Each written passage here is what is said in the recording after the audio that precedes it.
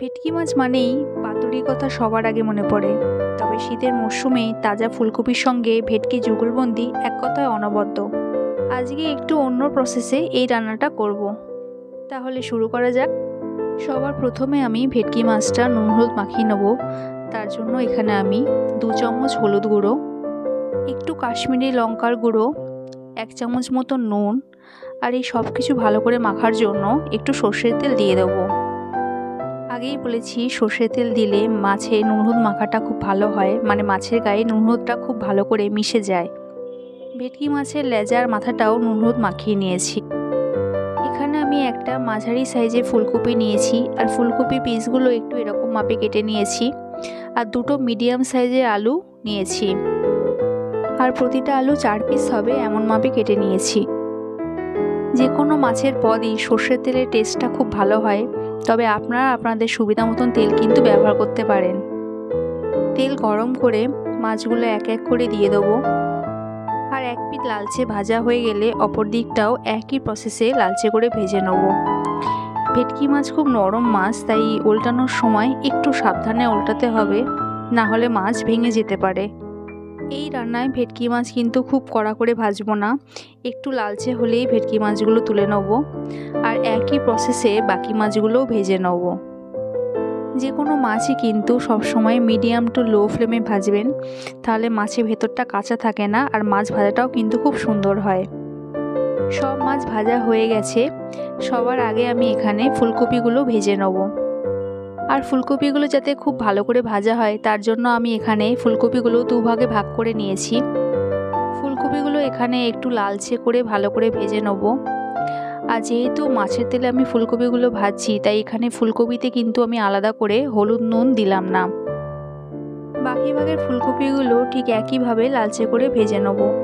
এইভাবে ফুলকপি ভাজলে তেলটা কিন্তু অনেকটাই কম লাগে।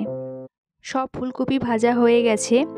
এবার আমি কড়াইতে একটু তেল দিয়ে আলুগুলোও লালচে করে ভেজে নেব।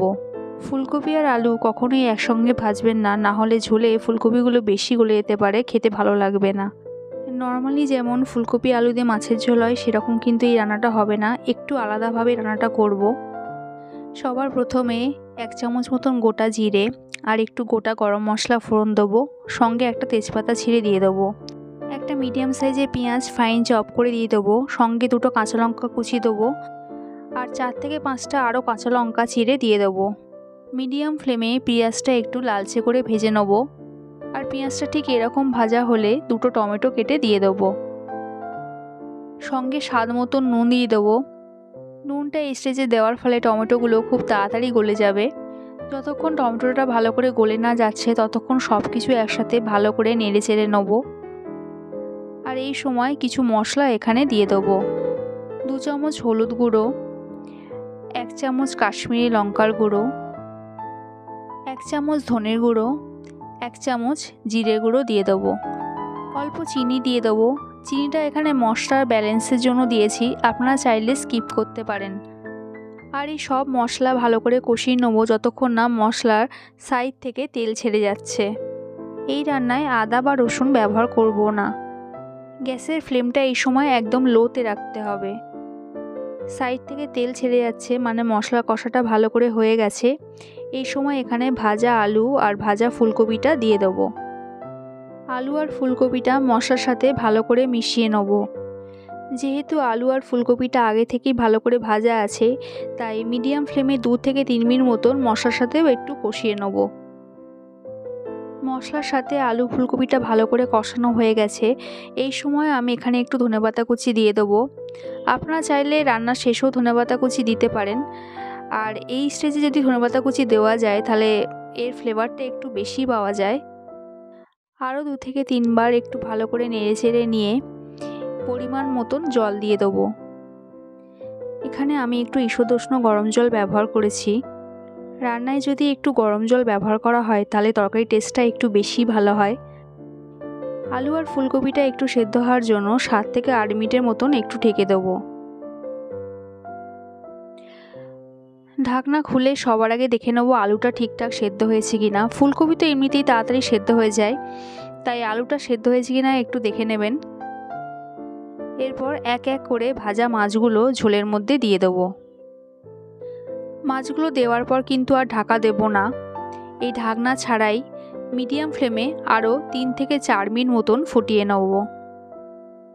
ফুলকপি খেলে যদি প্রবলেম হয় তাহলে আপনারা কিন্তু শুধু আলু দিয়েও মাছের এই রান্নাটা করে দেখতে পারেন। যদি গ্যাসের সমস্যা হয় তাহলে ফুলকপিটা রান্না করার আগে একটু সেদ্ধ করে নেবেন, তাহলে কিন্তু আর সেই সমস্যাটা হবে না। আরও 3 থেকে 4টে কাঁচা লঙ্কা উপর থেকে দিয়ে দেবো। হাফ চামচ মতন গরম মশলার গুঁড়ো দিয়ে দেবো। আর সবশেষে একটু ঘি দিয়ে দিলেই রেডি আমাদের ফুলকপি আর ভেটকির যুগলবন্দি।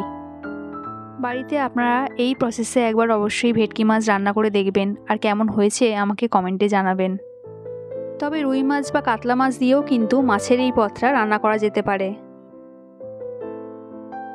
রেসিপিটা যদি ভালো লাগে একটা লাইক করবেন, আর আমার চ্যানেলে যদি নতুন হয়ে থাকেন তাহলে আরও এরকম রেসিপি পেতে চ্যানেলটা সাবস্ক্রাইব করে রাখবেন।